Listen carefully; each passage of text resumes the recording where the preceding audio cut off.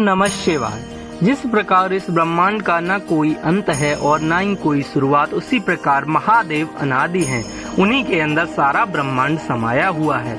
आइए हम श्रवण करते हैं सोमवार व्रत कथा। प्राचीन काल की बात है, एक नगर में एक धनवान साहूकार रहता था, जिसके पास धन की कमी नहीं थी, परंतु उसको एक बहुत बड़ा दुख था कि उसके कोई पुत्र नहीं था। वह इसी चिंता में दिन रात लगा रहता था। पुत्र की कामना के लिए प्रत्येक सोमवार को व्रत और पूजन करता था तथा सायंकाल को शिव जी के मंदिर जाकर दीपक जलाता था। उसी के इस भक्ति भाव को देखकर एक समय पार्वती जी ने शिव जी महाराज से कहा कि यह साहूकार आपका अनन्य भक्त है, सदैव वह आपका व्रत और पूजन बड़े ही श्रद्धा भाव से करता है, इसकी मनोकामना पूर्ण करनी चाहिए। शिव जी ने कहा, पार्वती यह संसार कर्म क्षेत्र है, जैसे किसान खेत में बीज बोता है वैसे ही फल काटता है, उसी प्रकार इस संसार में जैसा कर्म करते हैं वैसा ही फल भोगते हैं। पार्वती जी ने अत्यंत आग्रह से कहा, जब यह आपका अनन्य भक्त है, इसको अगर किसी प्रकार का दुख है तो आपको अवश्य दूर करना चाहिए, क्योंकि आप सदैव भक्तों पर दयालु होते हैं और उनके दुखों को दूर करते हैं। यदि आप ऐसा नहीं करेंगे तो मनुष्य आपकी सेवा तथा व्रत क्यों करेंगे।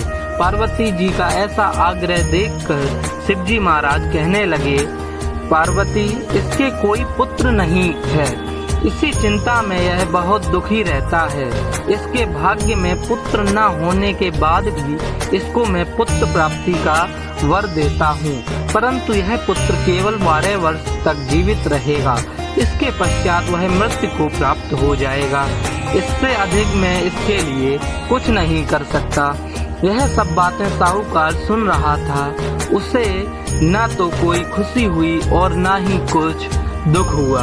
वह पहले जैसे ही शिव जी के व्रत करता रहा। कुछ काल व्यतीत हो जाने के पश्चात उसकी स्त्री गर्भवती हुई और 10वें महीने में उसके घर से बहुत ही सुंदर पुत्र की प्राप्ति हुई। साहूकार के घर में खुशी मनाई गई, परंतु साहूकार ने उसकी 12 वर्ष की आयु जानकर अधिक प्रसन्नता प्रकट नहीं की और न ही किसी को भेद बताया। जब वह बालक 11 वर्ष का हो गया, उसकी माता ने उसके पिता से उसके विवाह के लिए कहा, तो साहूकार कहने लगा, मैं अभी इसका विवाह नहीं करूंगा, अपने पुत्र को मैं अभी काशी जी पढ़ने भेजूंगा।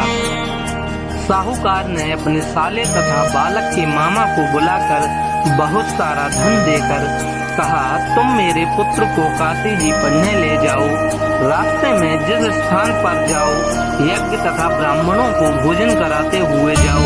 वह दोनों मामा भांजे यज्ञ और ब्राह्मणों को भोजन कराते जा रहे थे। रास्ते में उनको एक शहर पड़ा।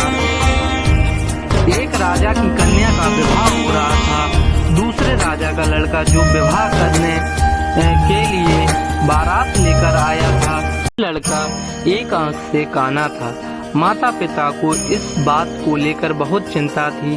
वर को देखकर कन्या के माता पिता विवाह में कोई अड़चन पैदा न कर दें, इस कारण उसने जब अति सुंदर सेठ के लड़के को देखा तो मन में विचार किया कि दरवाजे के समय क्यों न वर का काम चलाया जाए। ऐसा विचार कर वर के पिता ने उसे लड़के और मामा से बात की तो वह राजी हो गए। उस लड़के को वर के कपड़े पहना कर घोड़ी पर चढ़ाकर दरवाजे पर ले गए और सब कार्य प्रसन्नता से पूर्ण हो गया। फिर वर के पिता ने यह सोचा कि क्यों ना विवाह का कार्य भी इसी से करा लिया जाए, तो क्या बुराई। ऐसा विचार कर लड़के और उसके मामा से कहा, यदि फेरों का काम और कन्यादान का काम भी करा दें तो आपकी बड़ी कृपा होगी, आपको इसके बदले बहुत सारा धन दूंगा। तो उन्होंने स्वीकार कर लिया और विवाह कार्य भी बहुत अच्छी तरह से संपन्न हो गया। परंतु जिस समय लड़का जाने लगा तो उसने राजकुमारी की चुन्नी पर लिख दिया, तुम्हारा विवाह तो मेरे साथ हुआ है, लेकिन जिस राजकुमार के साथ तुमको भेजेंगे वह एक आंख से काना है और मैं पढ़ने के लिए काशी जी जा रहा हूँ। लड़के के जाने के बाद उस राजकुमारी ने चुन्नी पर ऐसा लिखा हुआ पाया तो उसने राजकुमार के साथ जाने से इनकार कर दिया और कहा कि वह मेरा पति नहीं है। मेरा पति विवाह जिससे हुआ है वह तो काशी जी पढ़ने गया है। राजकुमारी के माता पिता ने उसकी विदा नहीं की और बारात वापस चली गई। उधर सेठ का लड़का और मामा जी काशी जी पहुंच गए। वहां जाकर यज्ञ करना और लड़के ने पढ़ना शुरू कर दिया। जब लड़के की आयु 12 वर्ष की हो गई तो उस दिन उन्होंने यज्ञ रचा रखा था। लड़के ने मामा जी से कहा, आज मेरी कुछ तबीयत ठीक नहीं है। तब मामा ने कहा, अंदर जाओ और सो जाओ, अंदर जाकर सो जाओ। और थोड़ी देर में उसके प्राण निकल गए।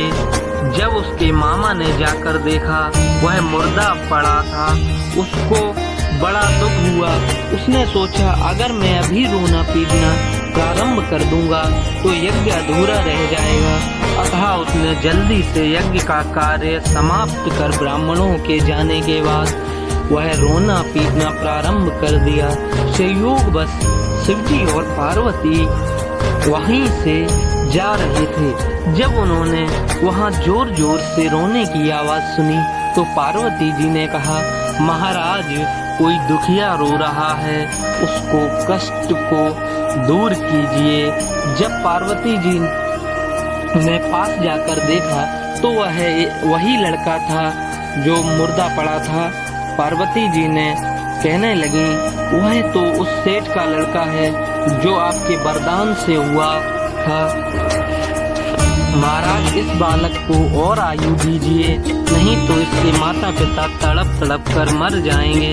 पार्वती जी के बार बार आग्रह करने पर शिव जी महाराज ने उस जीवन वरदान दिया उसे और शिव जी की कृपा से वह बालक जीवित हो गया। शिव जी और पार्वती कैलाश पर्वत पर चले गए। तब वह लड़का मामा और इस प्रकार यज्ञ करते हुए ब्राह्मणों को भोजन कराते हुए घर की ओर चल दिए। रास्ते में उसी शहर में आए जहां उसका विवाह हुआ था।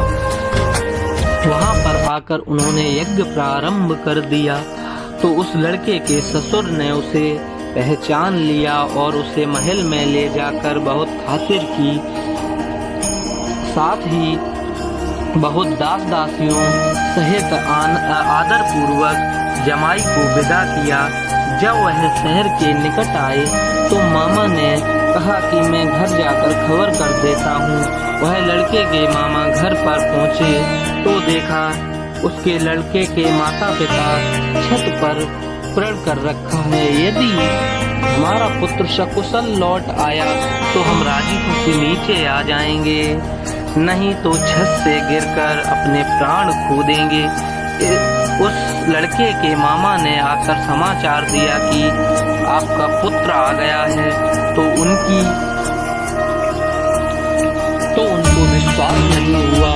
तब उनके मामा ने संपत्तिपूर्वक कहा, आपका पुत्र स्त्री के साथ बहुत सारा धन लेकर आया है। तो सेठ ने आनंद के साथ उसका स्वागत किया और बड़ी ही प्रसन्नता से रहने लगे। इसी प्रकार जो सोमवार के व्रत को धारण करता है और अथवा कथा को सुनता और पढ़ता है उसकी मनोकामना अवश्य पूर्ण होती है। आपको सोमवार की व्रत कथा कैसी लगी? अगर आपको वीडियो अच्छी लगी हो तो कमेंट सेक्शन में ओम